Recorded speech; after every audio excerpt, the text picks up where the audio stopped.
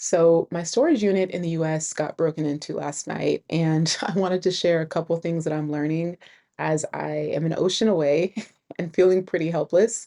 And for those that are also going the route of putting their big furniture or, I don't know, sentimental items in storage before you move here, here's some things that I absolutely messed up, wish I could do over, but can't. And I'm currently living through the consequences.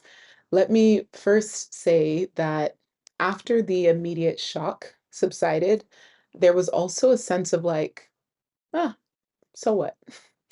I think the biggest items in there is my mattress, which I think a mattress is one of the best investments that you could make into your back.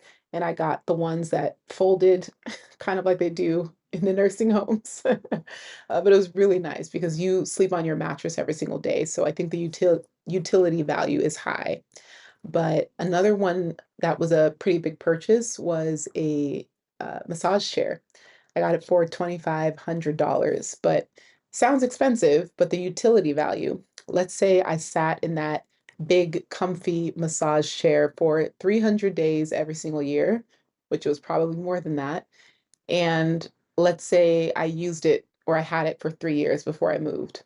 So you take 2,500, the value of the chair, and you divide it by the number of the number of days that you used it times the number of years. So 300 times 3. Okay? 2,500 divided by 9 equals 2.77. So the average utility value for every time I used the massage chair was $2.77. That is a great investment. Putting that in storage was, I mean, I didn't want to just get rid of it. It is very big, it is very heavy. I don't think they went off with it. I don't think they were able to steal that because it was all the way in the back and it was kind of cornered and hidden between a couple shelves and the big mattress. So yeah, okay, so it sucks. It really sucks. And, I think the hardest part is the fact that they tampered the camera. So clearly they've done this before. They tampered the camera so that it faced upwards during the time that they were, you know, making the robbery. So you can actually see what they removed from every unit. I was one of the 5 units that were robbed. And yeah, you don't know. So I have photos of what is inside of the unit. I don't know if the photos are as detailed as I should have made them. So lesson number one, when you put things in storage, try as best as you can to segment and order, I don't know, by corner, by area, by Tupperware, and then just take pictures of every spot so that if you ever have to file an insurance claim, they can easily identify, okay, this is your photo that you took when you first went in the unit. This is the photo of how it looks now. Clearly, there's a missing yellow Tupperware. Some things look very disheveled, and you can file that claim. I think the claim I have is about $250,000. I don't have $250,000 worth of stuff. So we know that whatever I will file, I will get the full value for. Number two, this isn't robbery related, but it is negotiation related. And I'm glad that I'm learning this on the back end. But when you're moving, you're probably really overwhelmed and I don't know, things are frantic. There's a lot of things that you have to do. There's a lot of, slips, forms, deposits, things that need to be signed and taken care of, especially if you're leaving the country. And I felt like I was so overwhelmed by my list. I was just barely getting by. So when it came time to sign the contract for the lease, which is month by month, I didn't see the fine line, which I recommend you all now do this, but any contracts or agreements that you sign, just run it through ChatGPT and ask ChatGPT the prompt of, is there anything that is outside of the norm or something that I should try to negotiate within this contract or agreement? So if I even just took time to do that, I don't think I would have been here. But basically, in the contract, they have it to where they can kind of arbitrarily raise the price of your unit on a month by month basis based on the market value, which is BS for, we want to charge whatever we want to charge. And I thought I got a pretty good deal with my storage unit. I was like, this is this is fair. Like this feels like a really great price, which too good to be true. And it was. They have tripled pretty much within a year the cost of that storage unit. So what I paid to what I pay now is times three. So I share that because now with this having happened, I was able to let them know, like, hey, this is, you know, this happened on your premise. And as one of the five people that were robbed, I feel, and I'm out of the country, they told me to come down and, look at things so I could file a police report. And I'm like, I'm not able to do that right now. I can be here, this month, but that's the earliest because I have things going on here. And so I told them, I'm like, the least of a courtesy you can do is bring my rent price back down to what I originally signed. And they fought me on it a little bit, like, oh, we're not able to. And then they call, they're like, okay, we can get it down to this. And I'm like, thanks, this is a really great start. let's keep let's keep going.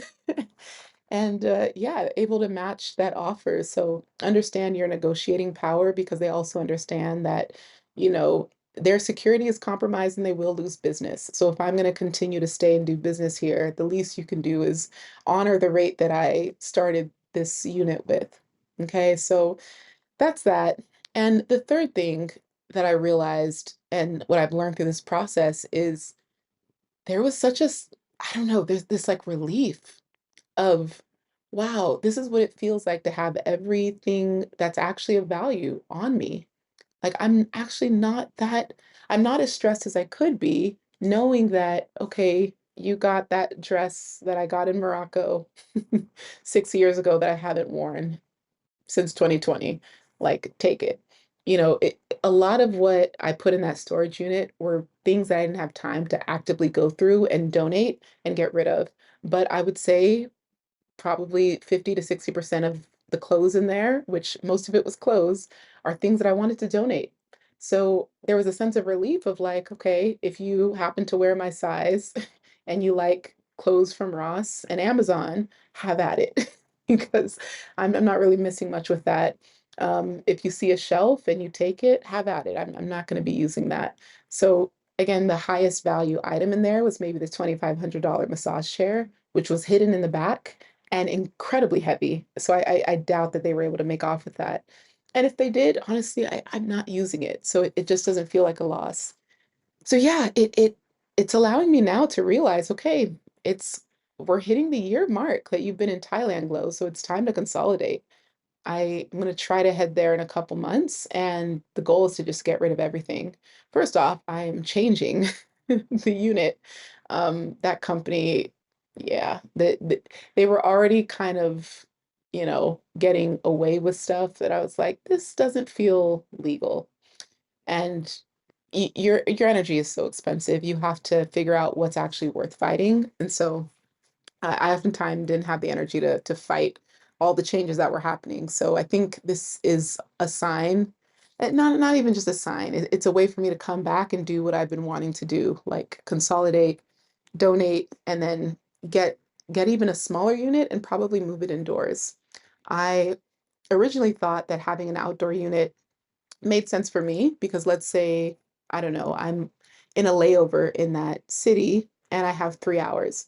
So the goal is that I run over to the storage unit. I can swap out clothes. I can just, I don't know, whatever is needed. I can just like drop things off. I don't know. But I can do that within, if it's 2 a.m., I'm able to access it because I have my code and it's a 24-hour unit. But the 24-hour units are often on the outside. If you want the inside units, you have like a window of maybe 8 a.m. to 10 p.m.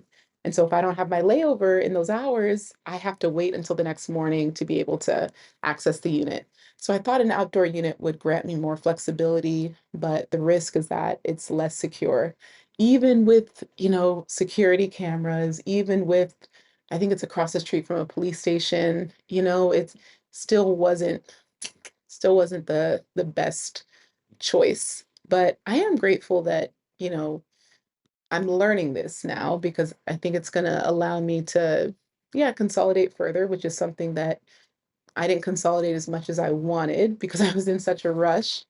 So yeah, I'm just all you can do is really learn from learn from your experience and then try to teach others from that place. So yeah, y'all, I was robbed. I got. I've never, yeah, I've never been, and this is the craziest part. Even as I'm an ocean away from the US still haunts me with its lack of safety, with its chaos.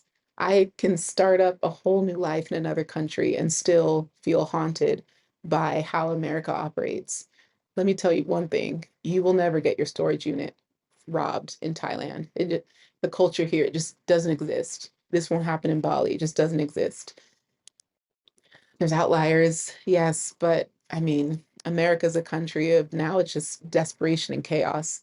People are doing whatever they need to survive and get by. And, I honestly, you can only send love and prayers towards the people that needed to go to this measure to rob, you know, strangers, hoping that they could find something of value and sell for money to provide for themselves.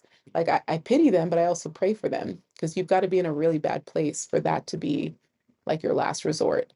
So yeah, I think the most ideal circumstance is that I don't have a storage unit at all, but I don't think we can get there yet.